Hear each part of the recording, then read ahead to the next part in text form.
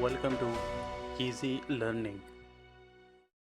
Exercise number 93. Chambers of commerce are to be found in the chief centers of the country. They take in hand the collection of information for both importers and exporters, and they gather in their files wonderful facts and figures dealing with matters of importance to their members.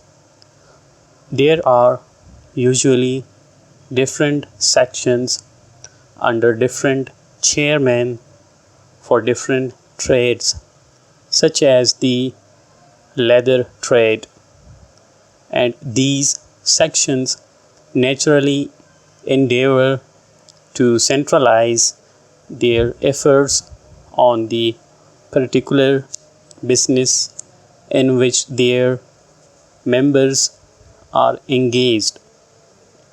The chambers keep a watchful eye upon legislators so as to enter an early protest against any legislation likely to hinder international trade.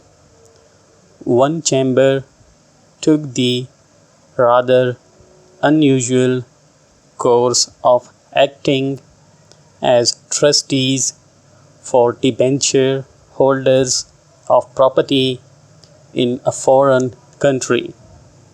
The present writer is not aware of another instance of this wonderfully useful service by a chamber of commerce.